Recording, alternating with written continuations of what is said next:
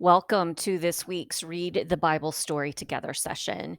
And we are continuing our time with the Holy Spirit. We had Ascension last Thursday.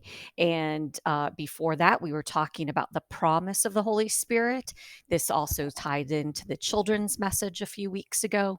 But this is the story for the day of Pentecost, which is this Sunday. So you can follow along in your own Bible from the book of Acts, chapter 2, verses 1 through 21 and 36 through 42.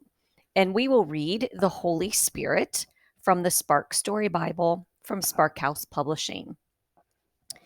So Jesus' disciples were celebrating a festival called Pentecost when suddenly a strong wind blew through the house. Everyone's hair was lifted up and there was an amazing noise. They looked at each other. It looked like each disciple had a flame of fire touching him, but no one was burned. The Holy Spirit had come, just as Jesus promised. The disciples began to speak in different languages, languages they had never learned. Stranger yet, they could understand each other. Then Peter stood up. I want to tell you about Jesus.